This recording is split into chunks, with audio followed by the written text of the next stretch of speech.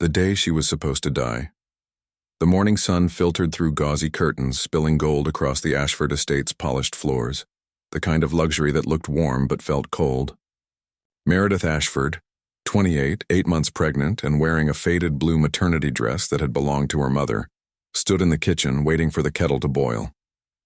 The house around her hummed with quiet perfection. Marble counters gleamed, the air smelled faintly of lavender polish, and somewhere down the hall, her husband Blake's footsteps echoed rhythmically. Everything seemed normal, but there was an ache in her chest she couldn't explain. It wasn't physical. It was a sense of distance, a hollow space between her and the man she once loved more than anything. Blake entered the room a moment later, immaculate in his tailored navy suit, a man born to command boardrooms. His smile looked warm enough for the world, but Meredith had begun to notice the difference between his smiles, the one for her and the one for everyone else. He kissed her cheek lightly, a brief brush of lips that felt like habit rather than affection. "You're up early," he said, glancing at the kitchen clock. "You should be resting. You've got less than a month left before she arrives." Meredith smiled softly, pressing a hand to her belly. "I couldn't sleep. She keeps kicking. Maybe she's trying to tell me she's ready to meet her father." Blake chuckled, though his eyes flicked briefly toward the window, then to his phone on the counter. "She's just impatient like her mother," he said smoothly, picking up his coffee.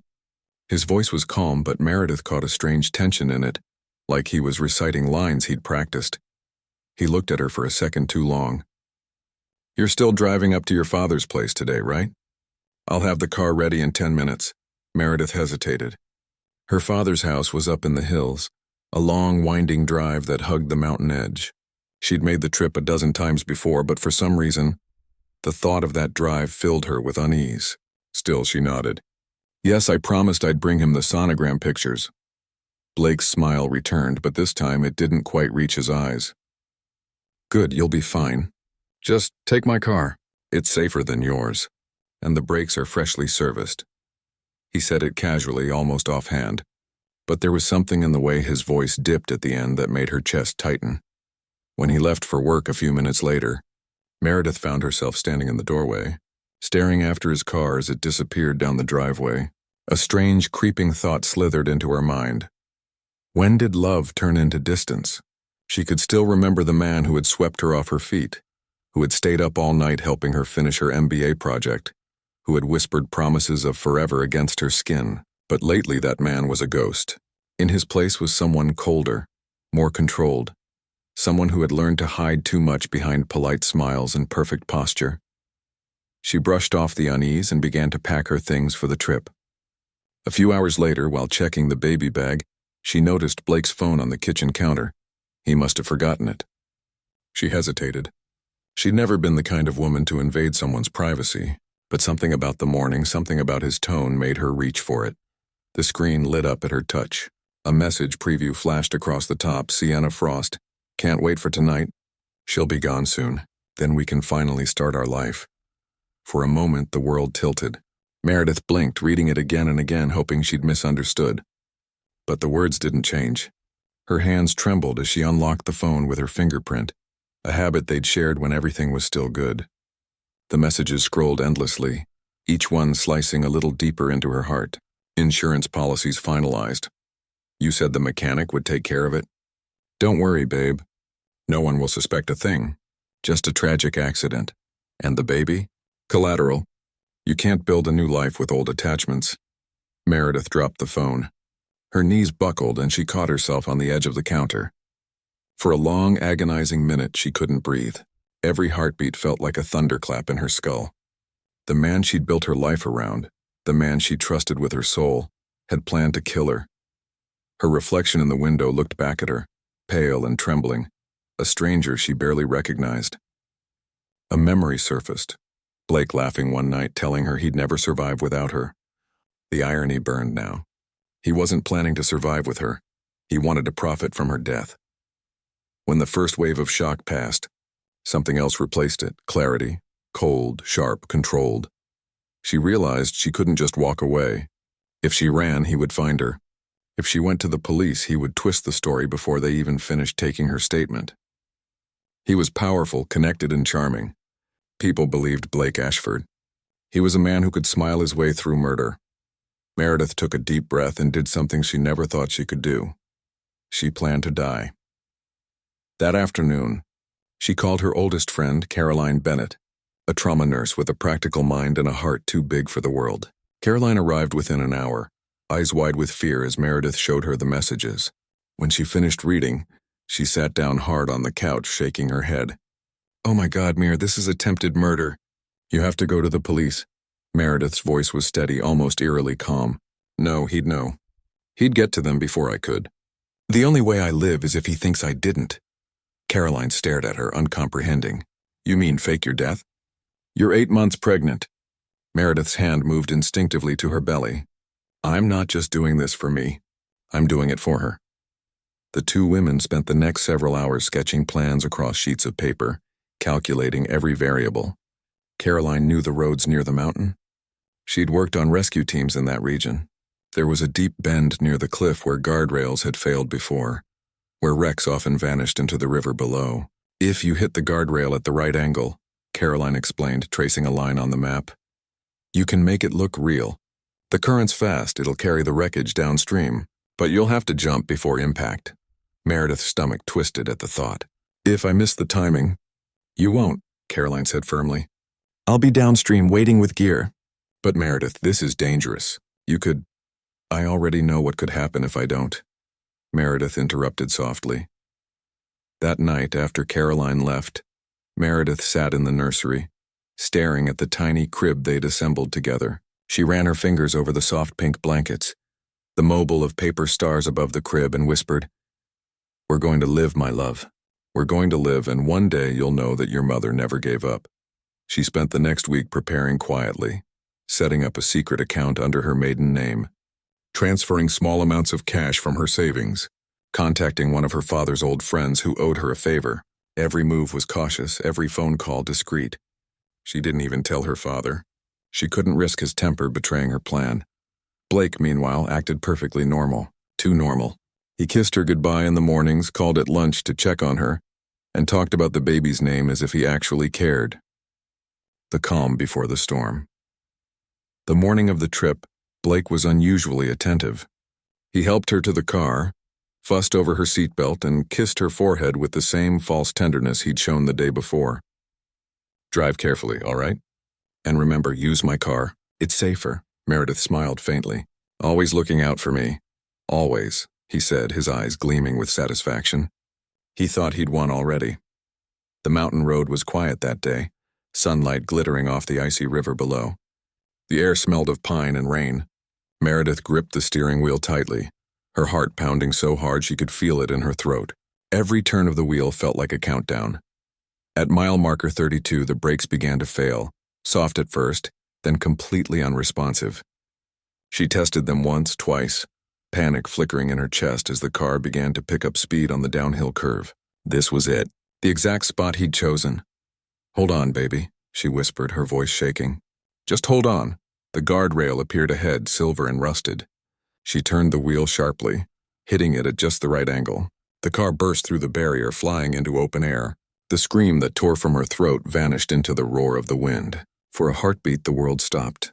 The car hung weightless, suspended between life and death, between who she had been and who she was about to become.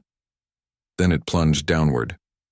The water rushed up to meet her, cold and merciless. She yanked the door open just before impact and threw herself outward. The river swallowed her whole. The shock of the freezing current ripped the air from her lungs, but she fought it, kicking, twisting, pushing upward. The baby kicked too, fierce and alive, as if fighting beside her. She broke the surface, gasping, coughing, blinded by water and light. Caroline was wading downstream, shouting her name, wading toward her with a rope and a blanket. Meredith barely remembered the next few minutes, hands pulling her to shore, a silver thermal wrap around her shoulders, the world spinning in and out of focus. The last thing she saw before she fainted was the burning wreckage of the car being carried away by the current. Blake's perfect murder had just succeeded, on paper. When she woke up, she was in a remote cabin deep in the woods, wrapped in blankets, her lungs aching from the cold. Caroline was there, along with a retired paramedic friend who'd helped with the rescue. "You're safe," Caroline whispered, holding her hand. "The car was found. They think you're gone." It's all over the news. Meredith closed her eyes. A strange calm filled her chest. She had died, but in dying she'd been reborn. As the hours passed, reality began to settle. There would be no funeral she could attend, no family she could contact. She would have to watch from afar as the man who'd tried to kill her cried crocodile tears and gave eulogies about the wife he'd lost. The thought made her stomach twist, but it also hardened her resolve. That night, lying awake in the dim cabin light, Meredith whispered to her unborn daughter, "They think we're gone. Good, that's how we'll win. I'll come back for what's ours, when the time is right." The wind howled outside, the forest alive with shadows. But inside, a different kind of fire was burning. Quiet, steady, unstoppable.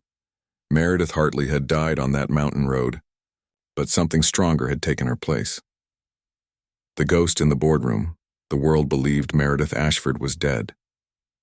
Her car had been found in the river, crushed and twisted beyond recognition, the license plates confirming what everyone feared. There was no body recovered, only torn fragments of her dress and strands of hair caught in the wreckage. The police called it a tragic accident, an unfortunate failure of the brakes. The news channels ran stories for days. Tech CEO Blake Ashford mourns pregnant wife lost in fatal crash. There were pictures of him crying at the memorial, hand on the small casket that held nothing but symbolic ashes. He played the part perfectly, grief-stricken husband, heartbroken father-to-be, the kind of man who inspired sympathy and admiration in equal measure. People saw his tears and called him strong. They didn't see the insurance payout waiting quietly in his private account. They didn't see the darkness behind those beautiful lies. Hundreds attended the funeral. The press covered it. Friends wept, and Blake's company stock actually rose. Tragedy, after all, often humanized powerful men. The sympathy made investors trust him more. But somewhere in the mountains, far from flashing cameras and crocodile tears, Meredith sat by a small wood-burning stove, her newborn daughter asleep in her arms, and watched the live stream on an old tablet Caroline had brought. The irony wasn't lost on her. She had just watched her own funeral. The flowers, the speeches, the carefully folded hands of a man who had planned her death. All of it looked like theater. For the first time, Meredith truly understood how little sincerity cost in the world she had once trusted. Caroline sat beside her, exhausted but smiling faintly as she watched the baby sleep. "You did it," she whispered. "You're safe. And she's perfect." Meredith looked down at the tiny bundle in her arms. Her daughter had a full head of dark hair and a small birthmark on her wrist shaped like a crescent moon. She was alive. That was all that mattered. Meredith brushed a tear from her cheek. "Her name's Hope," she said softly. "Because that's what she is." The first few weeks after her death were a blur of sleepless nights, quiet recovery, and an endless storm of emotions. Part of her mourned the life she had lost, her father, her friends, the home she had built. But the larger part of her felt something new, freedom. For the first time in years, there was no one watching her, no one controlling her, no one telling her who she should be. The woman who had once needed permission to breathe now owned every second of her silence.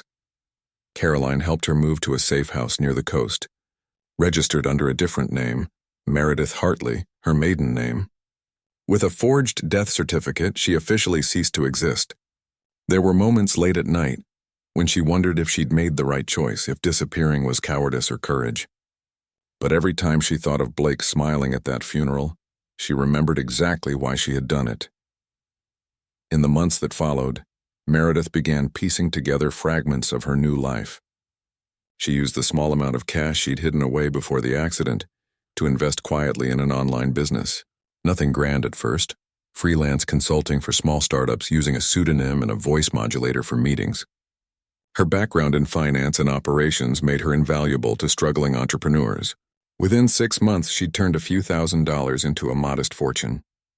Caroline often joked that she was the only woman who'd gone from dead to profitable in under a year. But beneath the quiet success, something darker simmered. Not hatred, not vengeance, but a kind of cold determination that came from being underestimated too many times. Blake had destroyed the version of her who waited for someone else to make decisions. He had replaced her with a strategist, and Meredith was beginning to realize that revenge didn't have to come from rage. It could come from precision.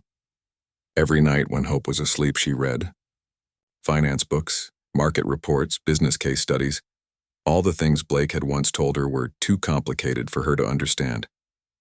The irony burned through her veins.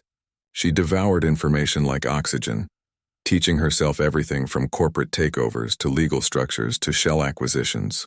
By the end of the first year, she knew more about mergers and hostile buyouts than most CEOs ever would. Meanwhile, Blake was enjoying his new life. He had taken the insurance payout, $1 million, and used it to expand his company, Ashford Technologies. He had married his mistress, Sienna Frost, just 6 months after Meredith's death, under the guise of finding love again after tragedy. Society had applauded his resilience, but cracks began to appear in his empire. He was ambitious but reckless. He pushed risky investments, ignored market warnings, and borrowed heavily to fund his expansion. The man who once thrived under pressure now operated without the quiet wisdom that Meredith had always provided behind the scenes. Without her influence, his brilliance began to corrode. Meredith watched from afar, never missing a headline. She learned every weakness, every public misstep, every investor he angered. Each mistake was a thread she stored away, patiently waiting for the day she could pull the entire fabric apart. In her second year of death, she made her first move. Using the name M. Hartley, she registered a small holding company called Hartley Investments LLC. It started modestly, buying undervalued shares in tech startups, sometimes companies that Blake's own firm overlooked. She focused on quiet growth, no publicity, no risks. Every profit she made was reinvested. Every contact she built was chosen carefully. Her network grew quietly, like roots beneath the soil, invisible, steady, unstoppable. By the end of the second year, Hartley Investments was no longer small. It had acquired controlling shares in 2 mid-sized firms, both direct suppliers to Ashford Technologies. Blake didn't even realize he was partially dependent on her. It was poetic. The man who once saw her as weak now unknowingly relied on her shadow. But the true turning point came when she met Victoria Hayes, a venture capitalist known for her ruthlessness and her uncanny ability to spot talent. Meredith had reached out under her business alias, pitching a merger that would mutually benefit their portfolios. Victoria agreed to meet, expecting another smooth-talking young executive. What she found instead was a quiet woman with piercing intelligence, calm composure, and eyes that looked like they'd seen the end of the world and survived it. During that first meeting in a quiet cafe overlooking the ocean, Victoria studied her for a long moment and finally said, "You remind me of someone who's lost everything and decided that wasn't enough." Meredith smiled faintly. "I suppose you could say I've learned what happens when you let the wrong person drive your life." Victoria laughed, not mockingly, but with the kind of admiration one predator gives another. "I like you," she said. "You've got that controlled rage. That's what builds empires." It was the beginning of a partnership that would change everything. With Victoria's capital and Meredith's strategy, Hartley Investments evolved into Hartley Ventures, a multi-branch holding company with influence in technology, logistics, and renewable energy. Within 18 months, they quietly began acquiring shares of Ashford Technologies, one small transaction at a time, hidden through subsidiaries, each purchase insignificant on its own but monumental when combined. All the while, Blake remained blind to the danger. He was too busy chasing power, impressing investors, and flaunting his new wife at every event. But beneath the surface, his company was becoming increasingly fragile. Meredith knew it, because she had built her entire plan around it. She watched him during televised interviews. The arrogance, the polished charm, the same smooth lies that had once fooled her. But now she could read him like a spreadsheet. Every boast about profits hid a liability. Every smile hid a crack. It was almost poetic watching him destroy himself one decision at a time. Meanwhile, hope grew. By the time she turned 2, she had her mother's auburn hair and her father's steel-gray eyes. She was bright, curious, and fearless. Meredith built her entire life around that little girl, making sure her daughter would never know fear the way she once had. Hope was her reason for every sleepless night, every risk, every plan. When Hope asked one evening, "Mommy, why do we live by the ocean?" Meredith smiled softly and said, "Because it's where people can start over." Still, there were moments of loneliness, flashes of the past she couldn't erase. Some nights she dreamed of the old house, of laughter that once felt real, of the moment before she saw that text. But each time she woke, she looked at Hope and remembered that she hadn't lost a life. She had saved one. 2 years after the accident, everything was ready. Hartley Ventures had become a quiet giant in the industry, and through complex financial layers, Meredith now owned 46% of Ashford Technologies stock. Just a few percent more and she would hold the majority. That's when Grant Sullivan entered the picture. Grant had once been Blake's trusted board member, but after a series of disagreements, he had been pushed out under suspicious circumstances. He had seen Blake's temper, his arrogance, his disregard for ethics. When Meredith approached him under her business name, he didn't recognize her immediately. Her hair was shorter, her face sharper, her aura different. But something about her eyes stopped him mid-meeting. He leaned forward, staring. "I know those eyes," he murmured. "I've seen them in the company portraits." Meredith raised a hand. "Not anymore." There was a long silence, and then Grant exhaled slowly. "He tried to kill you, didn't he?" Meredith didn't answer directly. She simply said, "He succeeded in killing who I used to be. That's all that matters." Grant joined her quietly, becoming her legal officer and strategist. Together they built the final layer of her plan, the silent takeover that would culminate in one day. One meeting when the entire board would realize that the woman they thought was dead now owned their company. As the date approached, Meredith prepared meticulously. Every share purchase was executed through intermediaries, every document checked twice. She even hired a private investigation team to gather evidence, not for revenge but for protection. She didn't need to expose Blake publicly yet. She needed leverage. The night before the takeover meeting, she sat by the window of her apartment overlooking the city. Hope slept peacefully in the next room, her tiny breaths rhythmic and soft. The skyline shimmered with lights, distant and cold. Meredith sipped her tea and thought of how far she'd come. 2 years ago, she had been a naive woman begging for love from a man who saw her as disposable. Now, she was the ghost who haunted his company's balance sheets. She thought about the day he'd cut her brake lines, about the funeral where he'd cried fake tears, about the house that had once been her prison. None of it hurt anymore. There was only a quiet, resolute peace, the kind that comes from knowing that the game was almost over. And she was finally holding all the cards. When the morning came, she dressed in a gray suit, not black, not white, but something in between, the color of rebirth. Her hair was perfectly straight, her expression unreadable. As she walked into the building she once helped fund, the receptionist froze, eyes widening in shock. No one recognized her name on paper. Meredith Hartley was just another investor. But the moment she stepped into the boardroom, every head turned. Blake Ashford looked up from his documents, irritation flickering across his face. "Who's this?" he asked the lawyer beside him. The lawyer cleared his throat. "Mr. Ashford, this is Miss Hartley. She's the new majority shareholder of Ashford Technologies." The room fell silent. Blake's pen dropped. His eyes widened as he really looked at her. For a moment the world seemed to freeze and Meredith smiled faintly.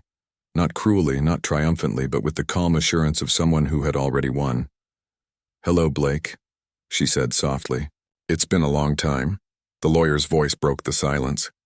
"Mr. Ashford, as I was explaining before Miss Hartley arrived, she now owns 51% of your company." Blake's face drained of color. "That's impossible," he whispered. "You're dead." Meredith's smile didn't waver. "That's what you wanted to believe." The empire of lies. The moment she walked into that boardroom, the air itself seemed to bend around her. It wasn't just the sound of her heels echoing against the polished marble floor, or the silence that followed. It was the weight of disbelief, the collapse of certainty, the breaking of a reality everyone had assumed was solid. For 2 years, Blake Ashford had lived as a man who had buried his wife, a man who cried at memorials, collected sympathy, and spoke about moving forward with courage. Now, that same wife stood before him alive, composed, and holding the power to destroy everything he had built from her ashes. There was poetry in that moment, sharp, merciless poetry, and Meredith could feel it pulsing in the air around her like electricity. Blake's mouth opened, then closed. His voice caught somewhere between denial and terror. "This is some kind of sick joke," he said finally, his words trembling under the surface of forced calm. "You can't be—" He stopped himself, eyes darting toward the lawyer beside him. who sat frozen, flipping nervously through a stack of documents that confirmed the impossible. "She owns 51%, the lawyer said quietly, as though speaking the words out loud would somehow make them less real. "All legally acquired through a network of investors, verified and registered. As of this morning, Miss Meredith Hartley is the majority shareholder of Ashford Technologies." The boardroom fell silent again. It was the kind of silence that felt alive, heavy with judgment, shock, and dawning comprehension. Meredith walked toward the head of the table, the same seat where Blake had sat for years, barking orders and playing God with people's futures, and she pulled out the chair. The sound of its legs scraping against the marble was louder than thunder in that moment. She sat down, calm and unshaken, and folded her hands on the table. "I believe we have some business to discuss," she said simply, her tone smooth as silk yet sharp enough to cut glass. Blake's world was collapsing, and he knew it. His hand trembled as he reached for the water glass, knocking it slightly against the table. His reflection stared back at him from the polished surface of the table, pale, aging, unrecognizable.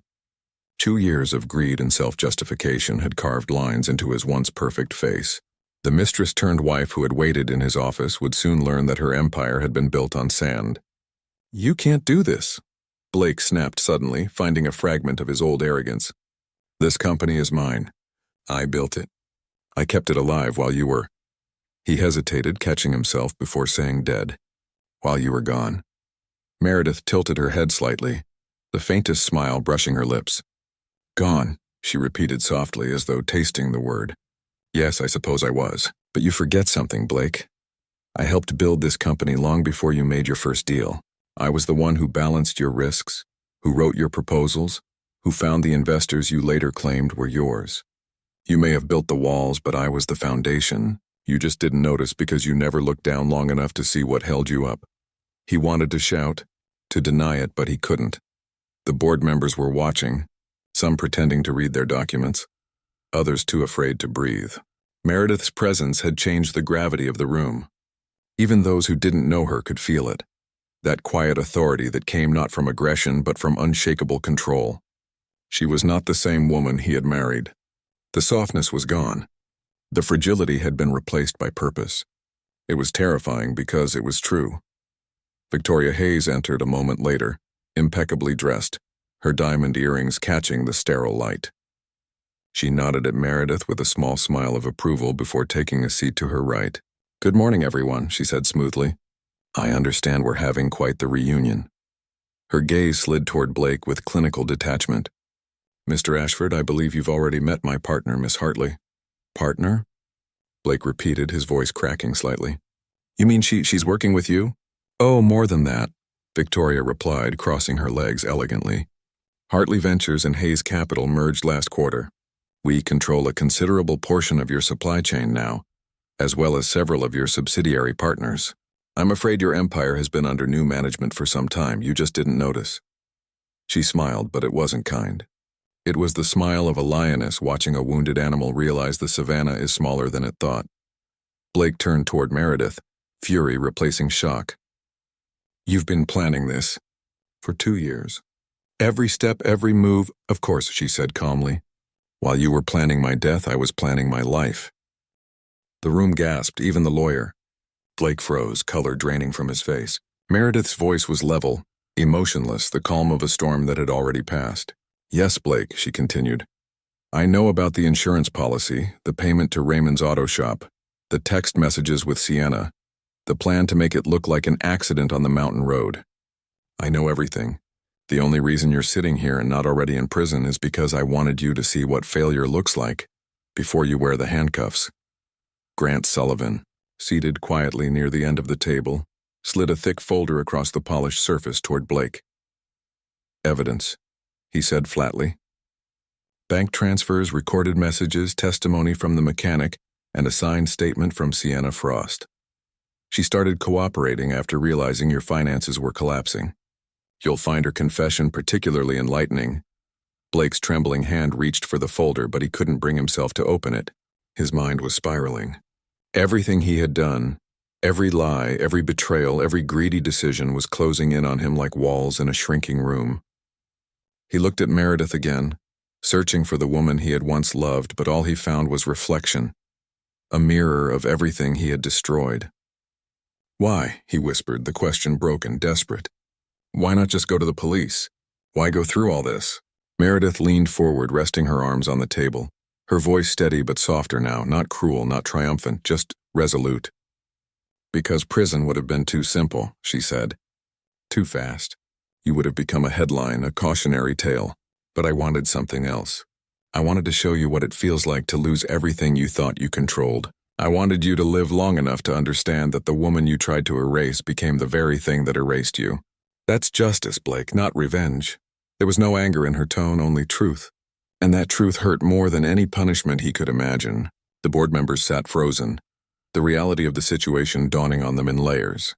Their company, the empire they had helped Blake build, was now under the command of the woman he had betrayed. The irony was brutal, undeniable, and strangely satisfying to witness. Victoria cleared her throat, her voice cutting cleanly through the tension. "Now, before we proceed, I'd like to call for a vote of leadership transition. Given Mr. Ashford's current circumstances," she glanced pointedly at the folder of evidence, "it's clear that continuing under his management would constitute a liability to the shareholders. All in favor of appointing Miss Hartley as CEO of the newly restructured Hartley Technologies." Hands went up across the table one by one until only Blake's remained still. "Motion carried," Victoria said simply. "Congratulations, Meredith." For a moment, Meredith didn't move. She simply looked at the table, her fingers tracing the smooth grain of the wood. She had imagined this moment countless times in the dark, during sleepless nights when her daughter's soft breathing was the only sound in the room. But now that it was real, it felt less like victory and more like closure. She rose to her feet slowly, looking around the room, at the people who once ignored her, at the man who had underestimated her, at the empire that had been built on lies and stolen love. "Thank you," she said quietly. "We'll rebuild this company, not on deceit but on integrity.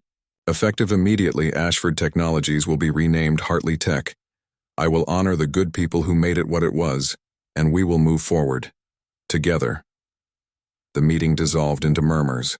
Blake remained seated, numb and hollow. The sound of footsteps, paper shuffling, and whispered disbelief filled the room, but none of it reached him. His world had ended.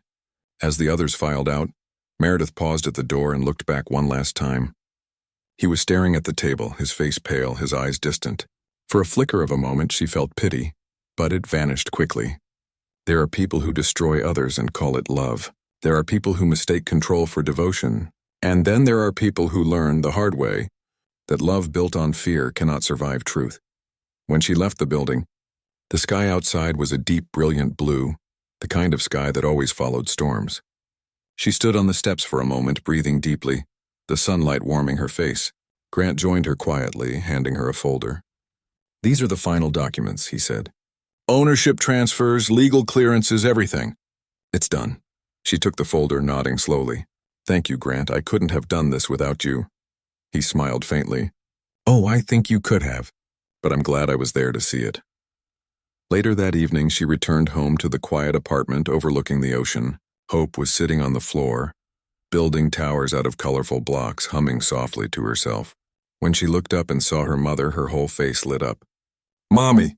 she squealed, running forward on tiny legs. Meredith knelt, catching her in her arms, inhaling the scent of baby shampoo in safety. For a long moment, she just held her daughter close, feeling the small heartbeat against her chest. Everything she had done, every sleepless night, every dangerous decision, every tear, had been for this little girl. Not for revenge, not for wealth, but for the chance to build a world where her daughter would never need to be afraid. She spent that night on the balcony, watching the waves roll in under the moonlight. The city lights glimmered in the distance like scattered stars, reflections of lives still unfolding. The wind carried the scent of salt and rain, the same wind that had once howled through the mountains the night she faked her death. Life had come full circle in a way she could never have imagined. Somewhere across town, Blake was being arrested. The evidence had been forwarded to federal authorities, and by morning, his empire would be gone. Meredith didn't need to see it to believe it. She had already lived through his fall once. This time it was simply official, but as she sat there, she didn't feel triumph.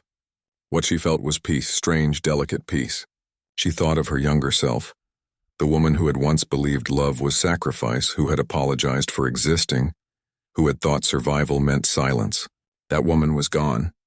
In her place stood a survivor, a mother and a leader who had learned that real power wasn't revenge. It was resilience.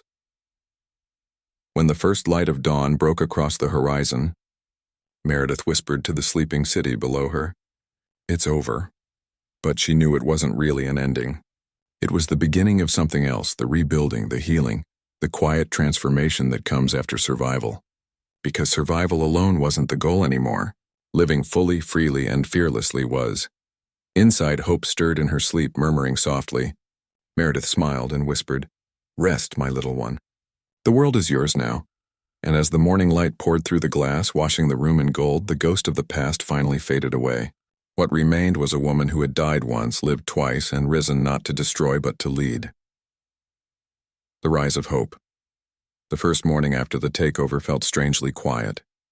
No press cameras waited at the gates, no reporters screamed questions about scandal or betrayal. There was only the hush that follows a storm when the world seems to hold its breath, unsure what comes next.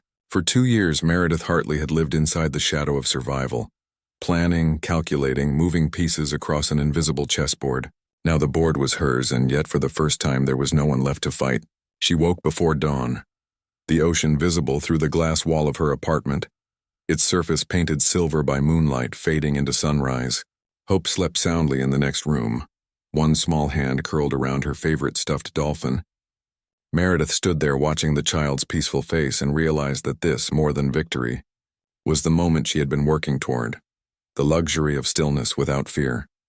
When she walked into the offices of the newly rebranded Hartley Technologies, every head turned. Employees whispered her name as though it were a myth returning to life. The woman they had seen on news archives, the young wife lost in a mountain accident, the tragedy that had once defined the company's founder, was standing in the lobby, alive, composed, and ready to lead. There was shock at first, then admiration, and finally a quiet pride that rippled through the building like a current. Meredith greeted them not with the icy authority of a CEO, but with calm sincerity, shaking hands, learning names, listening to ideas. She replaced portraits of luxury with photographs of teams, erased the sterile corporate slogans Blake had adored, and hung a simple plaque near the entrance that read, "Built on Integrity." It wasn't just decoration. It was a promise. The work ahead was monumental. Blake's management had left the company bleeding money, bound by reckless contracts and unnecessary debts. But Meredith approached the crisis the way she had approached survival, methodically, with patience and precision. She spent nights poring over spreadsheets, negotiating with creditors, rebuilding trust with clients who had almost walked away. Every time she felt exhaustion claw at her, she remembered lying in that freezing river and the heartbeat inside her belly that had kept her alive. That memory fueled her more than caffeine ever could. By the end of the first quarter, Hartley Technologies stabilized. By the end of the year, it was growing again, quietly, steadily, ethically. Investors who once sneered at her name now fought for a seat at her table. But peace did not mean absence of challenge. Success attracted attention, and attention brought scrutiny. Journalists began to dig into her story, trying to connect the dots between the widow who had vanished and the CEO who had risen from nowhere. One evening, a news anchor called it the most mysterious comeback in corporate history. Meredith refused interviews, letting her work speak for itself, but rumors grew nonetheless. Eventually, she agreed to a single exclusive feature, not to glorify her past, but to close it. Sitting across from the journalist in her minimalist office, she said quietly, "People think revenge drove me. It didn't, survival did. Then purpose took its place. You can't live your life proving someone wrong forever. At some point, you have to start proving yourself right." When the article was published, the world saw not scandal, but strength. Stock prices soared overnight. Still, Meredith never lost sight of her most important role, mother. Hope was growing fast, her curiosity boundless. She loved visiting her mother's office, sitting at the huge desk, pretending to make phone calls. Employees adored her, calling her the company's little CSO. Meredith sometimes watched her daughter playing among the glass walls and digital screens and thought about how different this child's future would be, how insulated from fear, how empowered by example. She promised herself that Hope would never learn submission from her mother's silence, only courage from her mother's voice. Then one spring afternoon, a letter arrived, a plain white envelope with her father's handwriting. Douglas Hartley had been silent for years, unable to forgive himself for believing Blake's lies, for burying an empty casket. Meredith's hands trembled as she opened it. The letter was short, written in the careful script of a man who had lived too long with regret. If you ever want to come home, the door is open. Your old room still smells like lavender. I don't need an explanation, just a hello. Tears blurred the ink as she read it again and again. She booked a flight that evening. The reunion was quiet and tender. Her father stood on the porch of the small countryside house, older, slower, but his eyes still fierce with love. When she stepped out of the car with Hope in her arms, he froze as though seeing a ghost. Then, without a word, he pulled her into his arms and held her the way he had when she was a little girl afraid of thunderstorms. Hope clung shyly to his shoulder, studying his weathered face. "Grandpa?" she whispered, and Douglas's eyes filled with tears. They spent hours talking by the fire, filling the silence of lost years with laughter and forgiveness. Meredith told him the story, not all of it, just enough. He listened without interruption, gripping her hand, pride and sorrow mixing on his face. "You didn't just survive," he said finally. "You turned survival into art." That night, Meredith lay awake in her childhood room, the scent of lavender drifting through the window, and thought about the strange symmetry of her life. She had once left this house full of dreams and innocence. She had returned carrying the weight of everything she'd learned about cruelty, love, and resilience. Outside, the wind moved through the trees with a sound like soft applause, as though the world itself acknowledged her journey. Months passed, and Hartley Technologies expanded globally. Partnerships blossomed in Europe and Asia. The Phoenix Initiative inspired similar foundations worldwide. Meredith was invited to speak at conferences about ethical leadership and emotional resilience in business. She rarely accepted, but when she did, her words silenced rooms. She never mentioned names, never described the betrayal directly.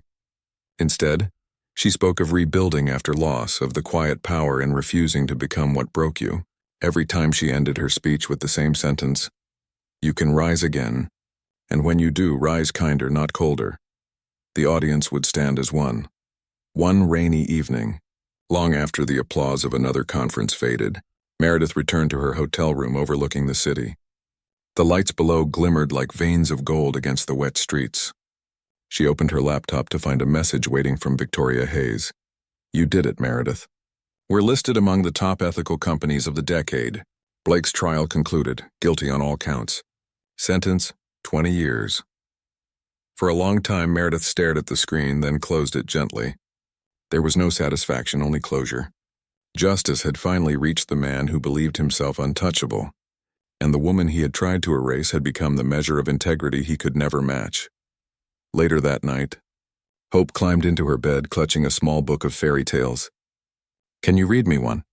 Meredith smiled, drawing her daughter close, but instead of opening the book, she began to tell a story of her own, a story about a woman who had fallen into the dark and found light inside herself. Hope listened with wide eyes, interrupting once to ask, "Did the woman win?" Meredith kissed her forehead. "She learned," she said softly, "and that's even better." The child drifted to sleep before the story ended, and Meredith lay there awake, realizing that perhaps this had always been the real ending. Not revenge, not victory, but peace wrapped in the small arms of the reason she had fought so hard to live. When dawn came, painting the world in gold once more, Meredith stood by the window. Watching the first rays touch the ocean far below, she thought about the road behind her, the betrayal, the fire, the transformation, and about the road ahead, which was no longer paved by fear but by purpose. The empire of lies had fallen, and in its place something honest had grown, a company, a legacy, a child, a hope. She whispered into the new morning, "We rise always," and somewhere in her heart, she heard the echo of every woman who had ever survived whispering it back. Continue to next part.